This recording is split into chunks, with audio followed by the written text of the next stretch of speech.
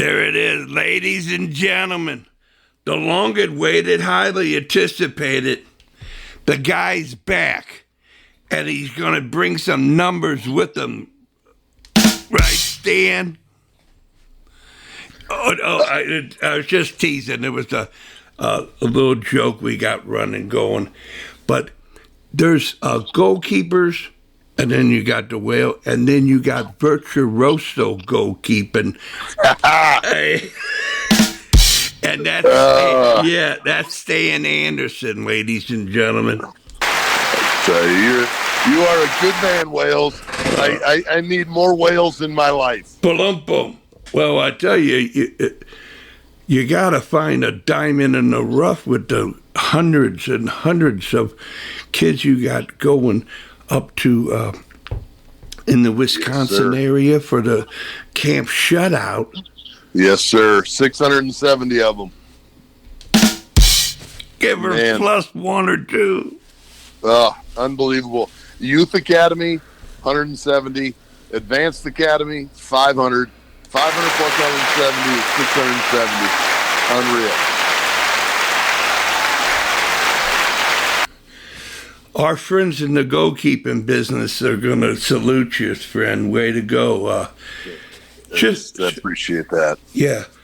Just for the general public, are those numbers kind of unheard, or is those are regular type of numbers people are getting? Those are very, very odd numbers for anybody to have. They are, some people are drawing, 20, 30 kids. Occasionally someone will bring in maybe 100. And this is as far as I can see. Maybe there's an event out there that is breaking 100 and maybe not at 200. At the end of the day, what we've been told by those in the bizzle is that ours is the largest in the world. And we are humbled by that, but we have also grown to that from 3 goalkeepers and an actor in 1989, literally an actor who was a nephew of a staff member, and then to 10 to 20 to 30 to 100 to 200 to 300 to 400 to 500, and here we are. I used the thespian model for when goalkeepers, for lack of trying or this and that, they, oh my God, what terrible things, So I said, hey, I know acting, and you ain't no actor, thespian. There you go. Yep. Without a doubt. Yeah, get to it. Yeah, the actor. Oh man, without a doubt. That year was fun, and guys like Eric Hess were in my sphere attending camp at that time, and Lindley Hilligoss and Aaron Kane, and I remember a lot of them, and John Moroz and I tackled some things together, and then it's grown a little bit. It's been organic growth. We've just grown, and we've been extremely blessed. And my son is now running the Youth Academy. I'll be there, but he'll be running the Youth Academy. And then I'm running with Doug Cardozi and so many others, the advanced or high school ages. And it's an unreal time of the year. Extremely blessed. Right. And under full disclosure, just like a wink and a nod, has the United States men's national team winked at you, say, hey, Stan, can you help us out or anything? No. What a shit show they have going on there. I mean, it's it is an absolute joke what's going on with our national team right now. There's a guy in the national team, and I probably won't say his name because it's a compliment. He's one of the only, I would say there's 1.5 that have ever reached out, and it has paid dividends for them when they have. But the arrogance that flows inside our national team it's unbelievable. And we've had 4 or 5 national team goalkeepers come through our Camp Shutout and FC United doors over the past couple to few years. and there's no calls from them. And I know they call other people, and that's fine, but they don't give a shit about the goalkeeping department in the sense that, you know, having somebody there full time and wanting them to stay, etc. The German just left and went back to Liverpool, and you know, there's nobody that's heading up our domestic GK, and you know, it's a sport within a sport, so it requires a different level of coaching and maintenance, and it's not done in our system. So I'm not happy with our U.S. national team. Our women's side, to a degree, hey, they're doing a hell of a lot better, but our countries are racing to catch us and are catching us. So I question their decision making as well, but you know, like, they give a shit what I say. So, well, I've known you for over 10 years, I believe, and yeah, you choose your words wisely, and you don't suffer fools. And when you say arrogance, ding, ding, ding, ding, ding, ding, yep. ding, ding, ding, that says it.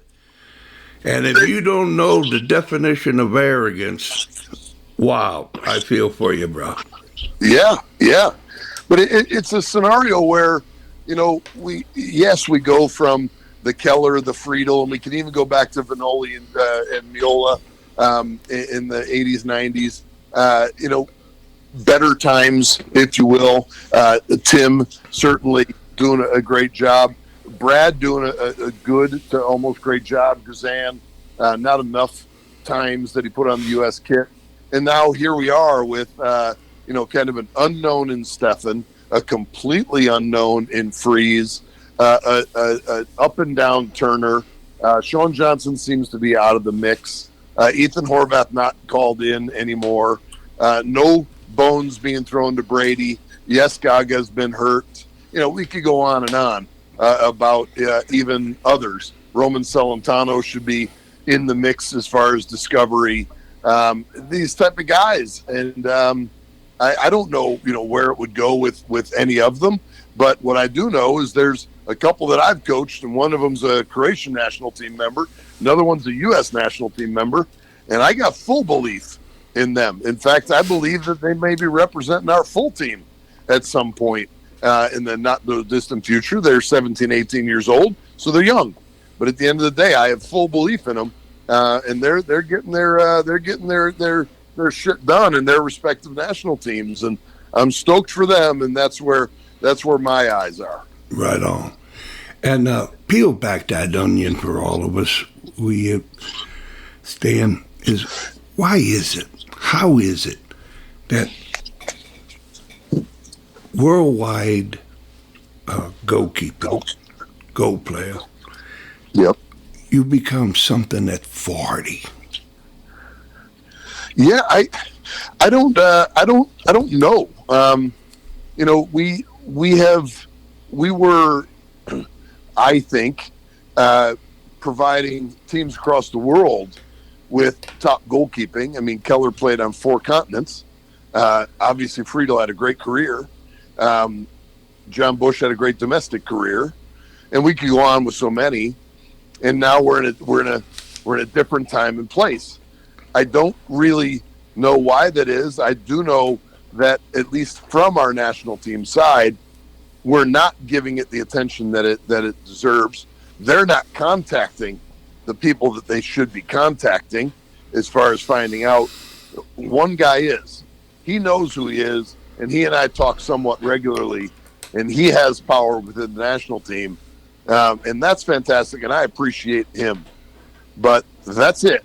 But as far as what we're doing on a production level, it just ain't happening.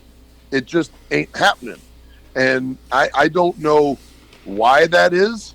I do, you know, people can point to the fact that Turner hasn't been playing for his club. And so, you know, how can you expect great performances? You know, look, I do expect great performances because every goalkeeper has to be on the ready. That's part of our life. Yeah. Yeah. You know, you're on the bench and you're a dislocated finger, you're a concussion, you're a red card away from stepping in. You stay sharp in training.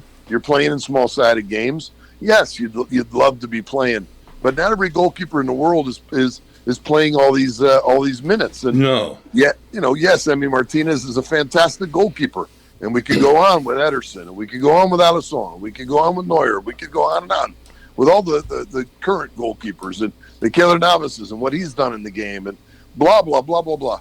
But we need a domestic goalkeeper to step in, take the reins, shut the door on the position, or have somebody on the staff shut the door on the position and say, this is who we're ride or die with, and let's go. But it's too much of a position in flux right now. Yeah. Well, then we'll carry on. Is that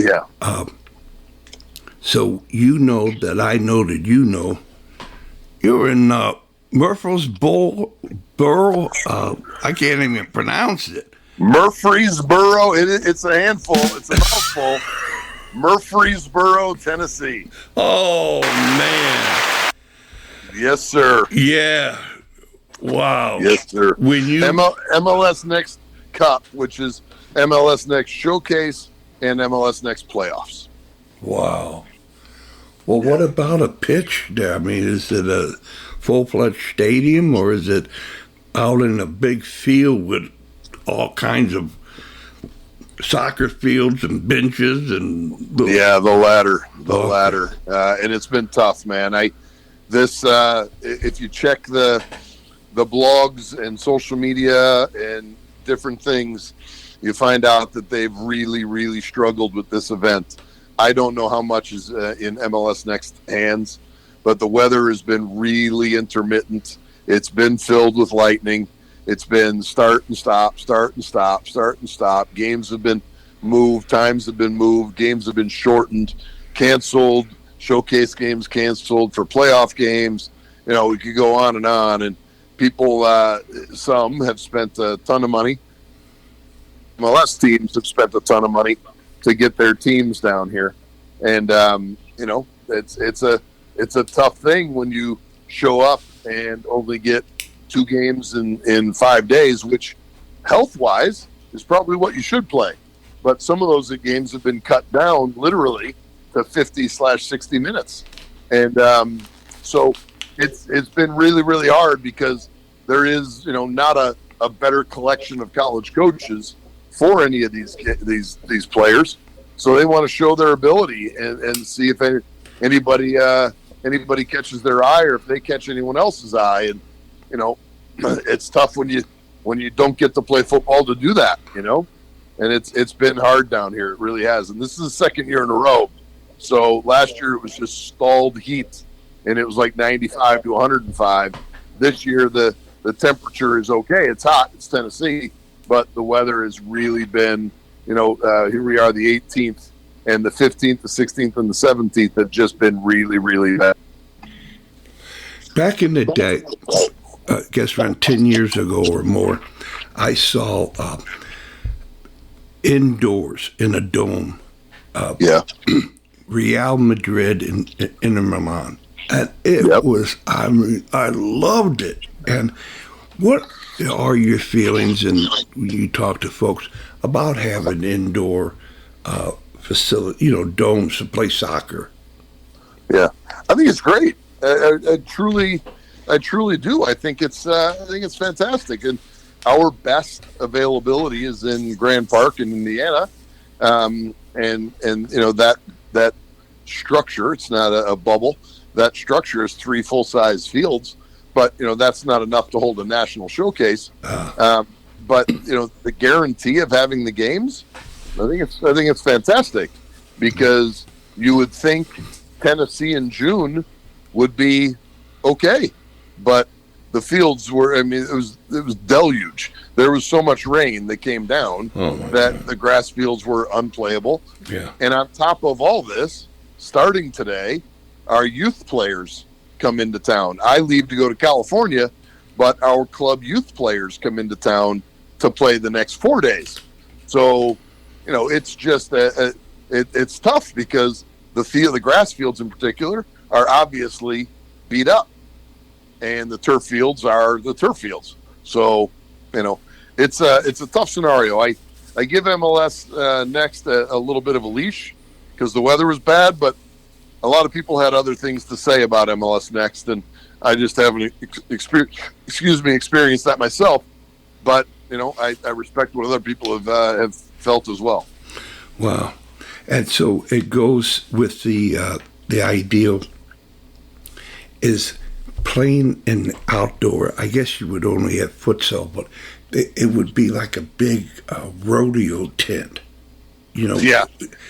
I mean, I kind of dig that. I mean, you're not supposed to be kicking the ball up in the ceiling anyhow. Exactly. That's very true. It'd be hilarious, but at the end of the day, it would be better than what's happening here, which is no football. I mean, Today we were to have a game. It was yesterday, sorry, and we ended up with 0 games yesterday. Now we have 3 teams down here, so it's not like it's just one team and okay, they didn't play. There were teams that were sometimes 2 games a day. We had 1. Yesterday we were supposed to have 1 game. It ended up none. So it's just it's unfortunate, but that's the scenario in which this unfolded. Yeah, and the global change and so forth, weather-wise. Yeah. But I know this. This is in June in Tennessee. Forget about it. Right. Exactly. Forget about it. Yes, love me some whale. Oh man. Okay. Yes. So, but I'm gonna go off on a little tangent here. Okay. All right then. I've been down here for the 3 days. This is my 4th. I leave tonight, and at the end of the day, what I've seen from the refereeing side of things in our youth system really, really pisses me off. Oh my gosh. Not only, and of course, you're not supposed to say anything about the referees, and treat them great, and don't say anything because we have a shortage of referees. Well, it's coming from somewhere, whether it's coming from MLS Next or it's coming from the USSF, it's coming from pro referee. I don't know where it's coming from, but you go to a game, and the referees check you in. All right, fair enough. Then they bring you to the middle before your game, and they have a statement to read. That I've never come across a player that's had bad words with another player that are either vulgar or racist or whatever, and that's what the statement is. Fair enough. Okay. Now all of a sudden we have a coin toss at the middle of the field. We don't have it near the touchline mid-stripe anymore. We have it at midfield. And these are just some of the things that are somewhat. Let's get on with the game. But we have referees that are not understanding what's important and what isn't important. We have fans around the field that are members of the other teams that have traveled with us, being told to be quiet, or they can't say this or that, or they can't stand in this area. We have referees that don't know who they gave a card to, given a second card, and fair enough, second card. But if they were managing the game, would have been a warning saying, hey, you're on a card. Let's stop that. But no, we're going straight to it. Understanding this is a showcase, it wasn't a tackle of some sort, and then not understanding what a bad tackle is and letting something like that go and just carry on. The understanding of what is dangerous, what isn't dangerous. I don't understand where we are. We have sanitized soccer in this country. I've asked friends of mine as far as, in their country, when rain or other, perhaps even lightning, when that comes, do you guys leave the field? What are you doing? And I'm all for player safety. I get it. But rain, we're leaving the field. Lightning, they don't. We do. All right, fair enough. Okay. But we're also not using our head that a storm is going away from us. The lightning is going away from us. The storm is gone, but that lightning is still within 10 miles. And inconsistent from state to state, by the way. It could be 20 miles in another state, 30 miles in another state, whatever. And then we have to wait. And so that means other teams don't get their matches in because we've had an unbelievable delay. It's just we're in a scenario, I think, that we are not making We are not making it difficult on our players at all. We are making it extremely easy on them. It happens at the college level as well, with fans behind the goal, or if there's a group of fans that are this or that. You can't have noisemakers at a game, but you go to the basketball game and you've got stimulation from the first second of tip-off all the way to the end of the game beyond belief through massive multi-million-dollar scoreboards. No, but you can't have a drum at a soccer game, though. Heaven forbid. So I'm just in a position. I'm sure I sound old and grumpy and like an asshole, but I want us as a country to start putting us into a position where we actually do make more of a dent on the senior level in the national team than what's presently happening.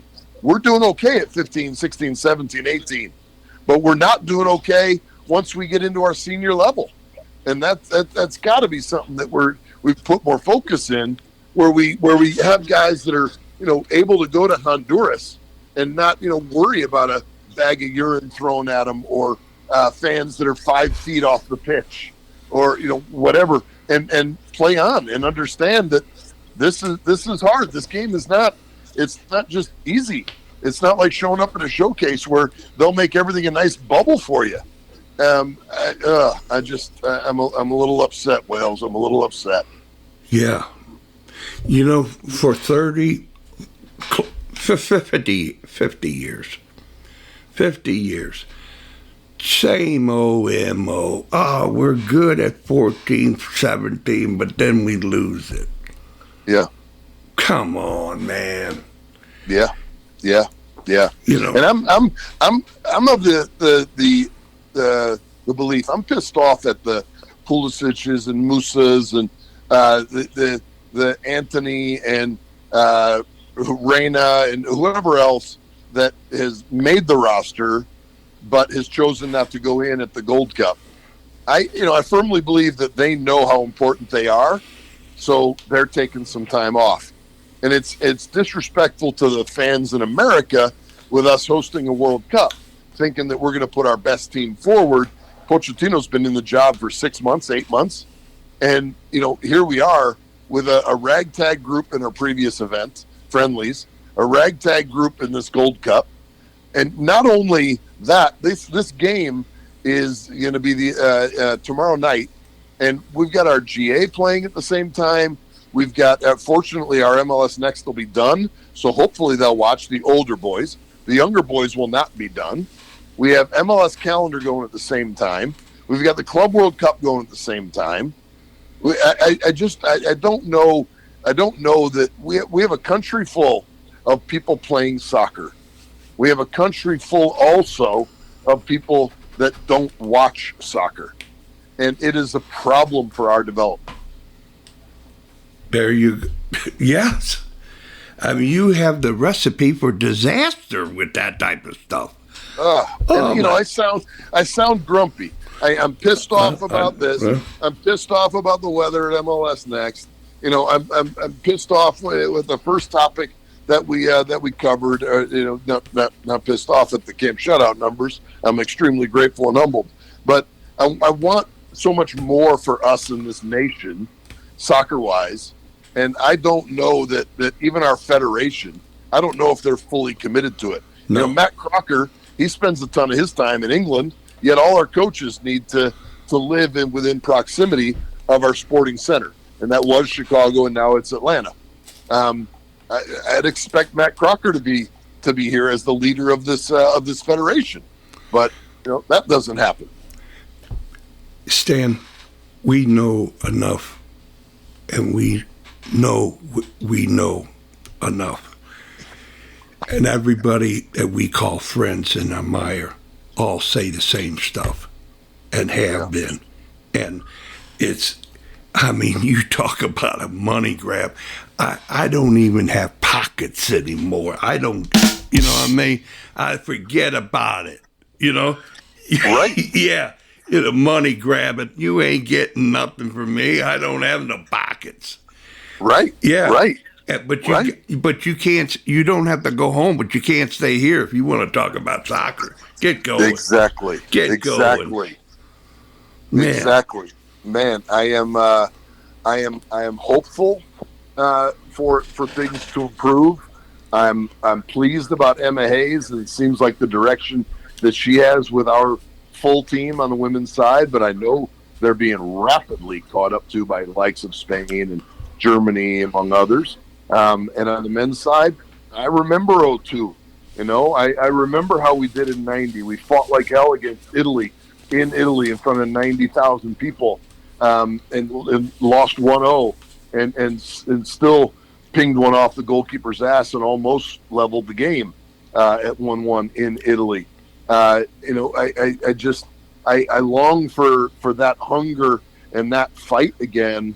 And I think that we have culturally lost it, and something has got to, some seminal moment, something has got to get us back on track. Right. And I don't know what it is, and I don't know, I know they don't know what it is. But I'm from the guy from the 1950 World Cup, you know, the games of their life, the game of their lives. Yeah, And I'm a big Willie Roy, ladies and gentlemen. Back in that day, Carl Gentili, Pat McBride. Plus, I'm missing out on a bunch of guys. But those guys, they played with blood, sweat, and tears to get us going. And then the guys in the 80s, you know, we had to stand down because, you know, Russia doing their stuff. But the whole 9 yards, it's been going on. That's who I hope for those guys. And the 85ers, you know, with the women's, you know, I pay respect for the people that came before us, you know, that we got to do right by them. And yeah.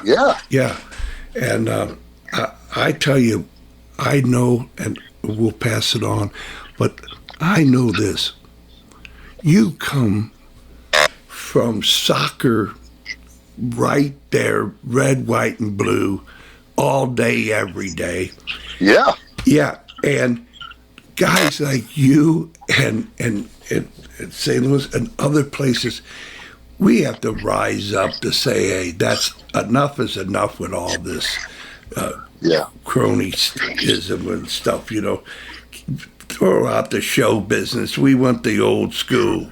Exactly. Results. At this level, your job is results.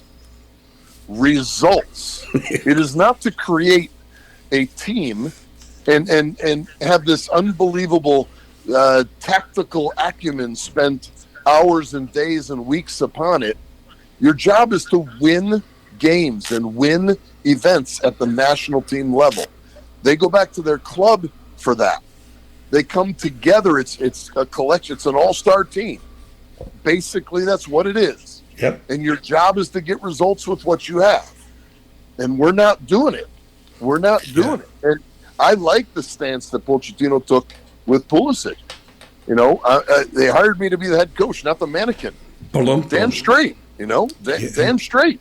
Yeah. And I don't think Christian is a bad dude. I think he's a great player. He always puts it forward for the country. But you know, he could have been there. He could have been there. It's not an injury. He could have been there, unless there's something I don't know. But he could have been there. He could have been there simply in street clothes, you know, to support the team. I don't know. There's too much I don't know. That meaning the general I don't know, no one knows. That it leaves people pissed off like I am right now. That's a problem. All right. Well, we're going to take a breath. Normally we would go to a commercial, but I don't have any sponsors yet. There we go. We'll work on that. Work on that. All right. But you have 10 more minutes for me? I've got about 5, honestly. And all right, good. My ride is coming to take me to the airport. I'll take that 5. Excellent. Okay. So now it comes down to the real crux of the matter. Yeah. Is that you really have it going on. And, if people are not getting a hold of you, Stan Anderson, Camp Shutout, you start there and you could go anywhere. It comes down to the time of saying, Stan, this is really well certified is begging you. Whatever you want to say to who you ever want to say it to for as long as you want to say it for. Well, that's kind. And I tell you what, I would have told my ride to wait and taken the 10 minutes because there's so many people to say things to.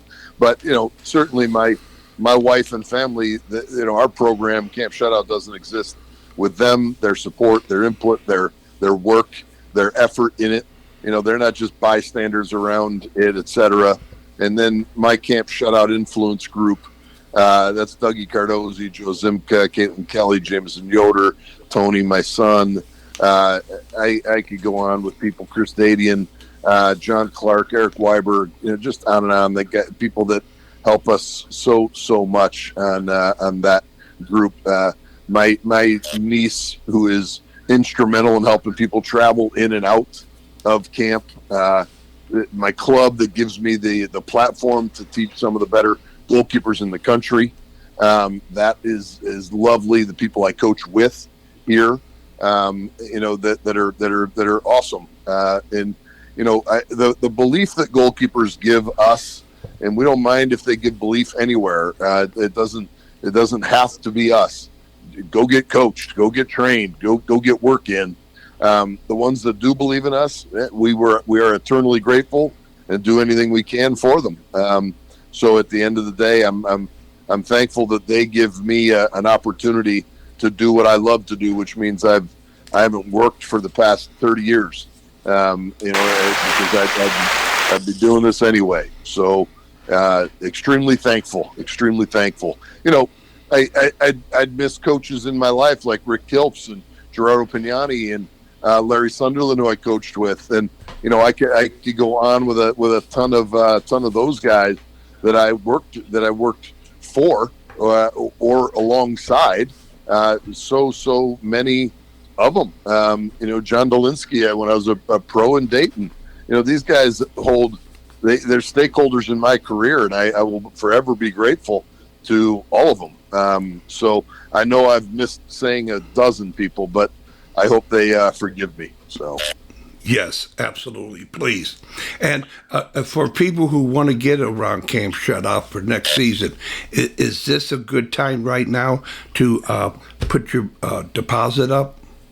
Well, at the end of July is when people will re-up verbally, and then in January they'll convert their verbal commitment to a purchase. So really in January is when new people that have never been with us, that's when they would hop in. Okay. If there's space. And we've had a run of cancellations here at the end because some teams have advanced. So there's about 5 spots, which, leaves us 495. That's not a bad number by anyone's standards. But so, there's always a chance of getting in because people on the waiting list, you reach them, they've already made other plans. So even if you're on the waiting list today, you could have a shot tomorrow.